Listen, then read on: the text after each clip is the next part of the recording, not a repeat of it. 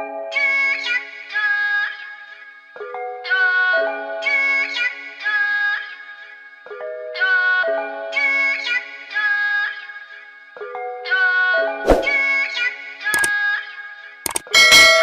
was just patient, never try skating. Fuck niggas hating.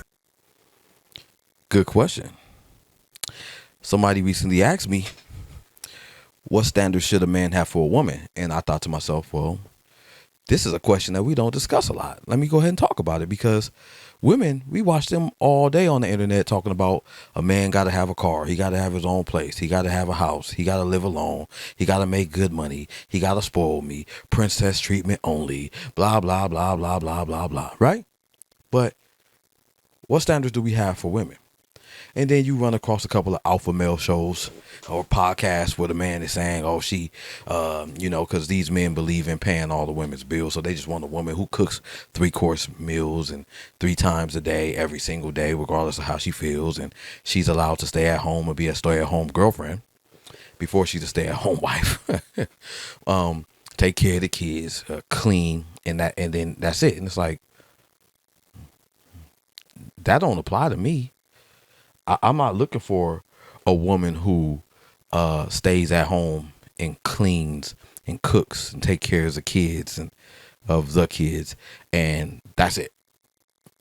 So when somebody asked me that recently, what standards do I hold a woman to? I was like, ooh, that's probably why I'm single. And I want to break down standards that I believe we should hold women to and we should have for women. And let's see if, they sound reasonable. Let's see if I can connect with some men on this one. Let's see if we can make it make sense, right? So, I went over what a woman's standards might be, right? A woman might say you got to have a car. You got to have a job. You got to have your own place. You got to be able to help her whenever she needs it. You know what I'm saying? You got to be an emotional babysitter whenever she wants to vent. She ain't gonna word it like this, but she wants to be able to gossip about her friends at work, her cousin's drama, and whenever she's going through something emotional, you got to emotionally babysit. You can't be too busy. If you're too busy and you ain't available, then she gonna feel neglected and she's gonna stray. She's gonna go astray. You know what I'm saying? You gotta take her out often, and it got to be 100% paid by you. Yeah, and then you gotta allow her to act like a brat sometimes, and just let her throw a tantrum and get in her feelings and be impulsive, and then you just gotta not judge it. You just gotta say, hey, she's just being a lady. She's just being an emotional creature. She's just being a girl, and you gotta put up with that. She wants you to be patient. She wants you to believe that even though you're allowing her to act any kind of way without any reprimanding or correction or authority in her life, that eventually one day she's gonna just stop acting like a brat and become a woman all of a sudden, even though you've been an enabler the entire time. You have to have that kind of patience. And then she wants you to make her your main priority, or your only priority, probably. So she wants to feel special. She wants to be the only thing in your world. Okay. And now I would consider that the bare minimum as far as what she expects, because then you have other women that expect you to pay all her bills. Then you have other women who expect you to take them on excursions and extravagant trips and just send them money, random cash apps for no reason, just because. You know what I'm saying? And get her nails done before a first date, and buy her outfit before you take her on a date, and 5-star meals when you go on a date. And these are considered the bare minimum. Be chivalrous and open up the doors for her. You know what I'm saying? Give her your coat when it's cold. All of these things. Those things, I don't know if she would consider that on the list of her bare minimum still, but as we we see, that's a lot of stuff that women are requiring from men. And now most men, we think like, okay, well, I can do some of that. I mean, it's not that you're not asking for a lot, but what do we ask of a woman that is not cooking and cleaning, that is not taking care of the house and the kids, and that is not, just 3-course meals or 5-course meals, whatever. Beyond that, what standards? Let's get right into it. Sorry it took so long. Number one standard that I personally have and expect from a woman, probably as to why I'm still single, I want to see what she looks like at some point in time without all the cosmetics. Now I'm okay. Personally, I'm okay with makeup, nails, lipstick, weave. I'm okay with that personally. But I do still want to see what you look like without it. And it doesn't have to be up front. It could be eventually. I dated a woman one time a few years ago who she kept her hair all the way down her back, weave obviously. And one time she didn't have her hair done. And I wanted to see her this day. And she firmly says to me, "You will never see me without my hair done." And I didn't know that was something that I would have to make a standard. But I was like, I can do all these things for you. I can meet your standard. I can be your boyfriend. I can provide and all this stuff, protect and be a leader and all that. But I can never see what you look like. Like, really? And I was thinking to myself, what if this woman looks like opposite of what she looks with her makeup? So, like I said, I'm okay with the makeup and everything like that, but how do you look without it? I have to see you eventually without it. Until I see you without it, it's going to be this huge question mark in my brain, and I'm just going to feel like that's something that I can't say you met. I can't, that's a standard of mine. I can't say you met until I see. And even in all fairness, I'm not trying to justify myself by saying this, but in all fairness, I date women who are 5 and up on the scale of 1 to 10. Okay, so a 5 without the makeup and stuff. If you're a 5 with the makeup, then we got a problem. But a 5 minimum, and I feel like that's very lenient, and realistic personally. Because the reason why I feel like that is because if you put on the makeup, you're already a 5 with nothing. Then I could tolerate that. And if you put on the makeup and stuff, you're just going to look better and better and better. Okay. Number 2 is she can't be for the streets. She can't be outside like Glorilla and Cardi B and Lotto. She can't be for the streets. She can't be in the club every weekend. I don't mind a woman having a good time with her friends and all that stuff, but she can't be no alcoholic turning up the bottle every day outside with her, getting high, popping pills, just dressing like a hoochie in all the lounges and clubs, around the city. And every time I call her, it's loud music in the background and girls and dudes hollering at her. That she can't she can't be for the streets. I don't want no woman that's for the streets. You know what I'm saying? So I guess when I think about a woman who is opposite of a woman for the streets, is a homebody, a woman who has responsibilities, things to tend to. I don't mind dating a woman with kids, so she has other obligations other than turning up. And she doesn't have to be stuck in the house. I'm not saying she got to be boring. I'm saying she just can't be for the streets. She can have a good time. But when you meet a woman or have a woman that knows how to go out and have a good time with her friends, but she's not for the streets, she's probably the one that comes home at a respectful hour. She's probably the one who might be dressed sexy, but she is not dressed revealing. She's probably the one that puts a limit on how much she drinks. She doesn't come home wasted and plastered and throwing up all over the place. So a woman who isn't for the streets is number 2 on my list of standards for a woman in order for me to entertain her on any level, even entry. Just meeting you. If you're for the streets, we ain't going nowhere. I won't even waste your time. Number 3 is acknowledge when you're wrong. Oops. That probably should have been later on down the list, because this is going to be something that a lot more women, regardless if she's for the streets or not, is going to struggle with. And that's accountability. Acknowledging when they're wrong.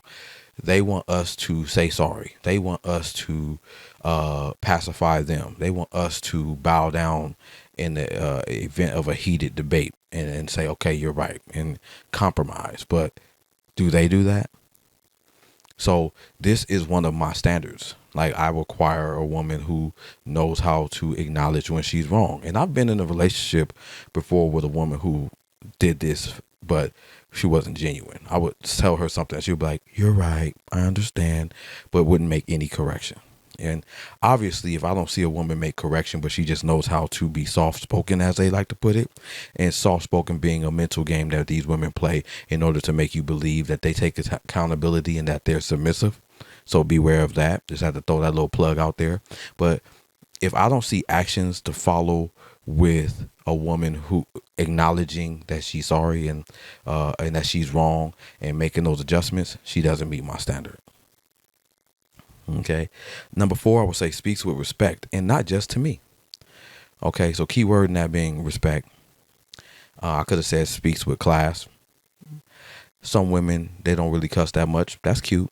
But I came from the streets, so a woman that cussed that much is what I was around. So I'm not going to necessarily have that as a standard of mine, even though it will be a good standard to have. It's just, that's one of my compromises. So based off of my upbringing, but speaks with respect, bare minimum, to the kids, to her superiors, to me, to strangers, to the waitress.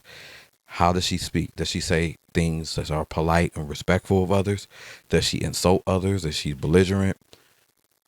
She has to meet that standard. She has to be somebody who's respectful. Okay. Number 5, I would say be understanding. A lot of times I might not want to do something that I could do, or I might not be able to do something that she wants me to do. And I need to be able to convey that and say, I can't do it right now. I might give her an explanation. I say, because I got to pay this and do all of this. And I need her to be understanding of that. Not some woman who all she heard was no. And then her whole system just went haywire.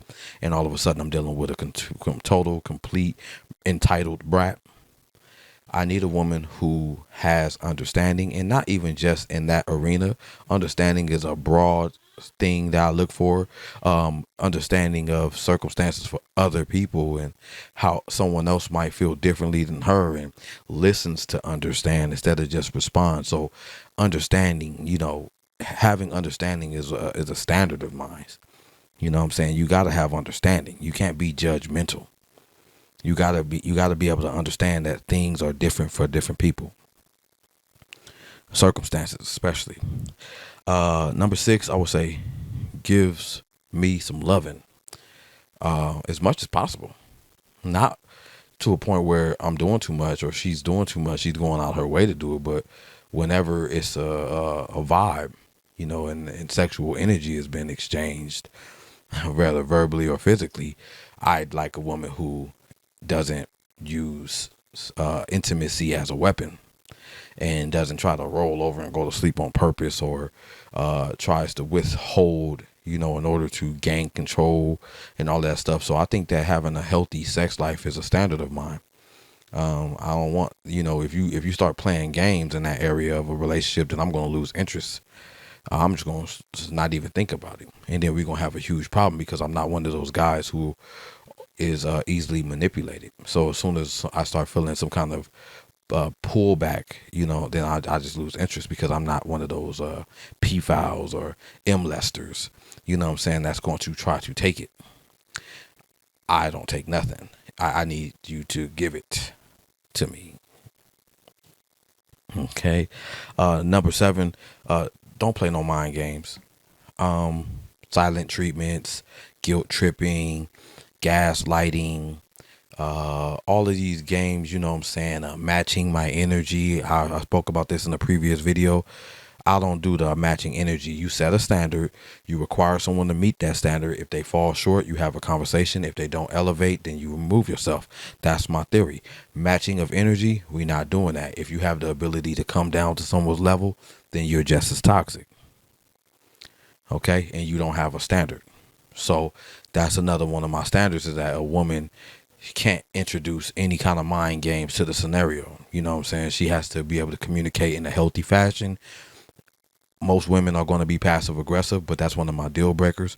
I don't tolerate passive aggression, but I understand that it's something that most women are going to do. She has to have the ability to attempt to express herself and open up dialogue in order for us to navigate through her feelings, in order to get to the point of resolution. If we can't open up a dialogue that is going in the direction of resolution, and she decides that instead of being direct in that fashion, where she opens a dialogue, she wants to take the different approach and make me understand by ignoring me, forcing me to guess what she's feeling and thinking, I'm out of there. She does not meet my standard. Number 8, actually practice morals. I could have started off by that. because that is the biggest thing that's missing in modern dating is morals. And a lot of people I've learned, they don't really even know what morals are. And to be fair, I had to research it. Like, I knew generally what morals was, but I was like, what is a moral exactly? And even when researching it, you see a lot of vague examples. I'm like, okay, man, that's not exactly how I feel. So when we look for a woman who has morals, or when we say we're looking for a woman with God-fearing morals, this is what we mean. Treats others how she wants to be treated. Has integrity. Come on now. Fairness. Yeah, people who think fairly, they don't use people. They're being fair. They do reciprocity very well. Give and take. Give and take. Not just take. Not just me. Okay? Honesty. Come on now. You got to be honest, right? That's a moral. You know what I'm saying? Personal conduct. How do you carry yourself? Do you think it's okay? Do you resort to violence when you don't get your way? Do you cuss people out? We all have, to a degree, road rage. I know I do. Sometimes I'm sitting there and I'll be like, come on, man. But do you get out the car and bang on someone's window and kick their tires and throw eggs and spit on them? Morals is how you conduct yourself. Okay? And also doing what's right. It kind of goes with integrity, but doing what's right. It's right to apologize. It's right to not steal. It's right to give somebody something that belongs to them or that you owe them. They loaned you some money. It's right to give it back. Okay? It's right to reciprocate. Someone who I observe doing what's right, that's very attractive.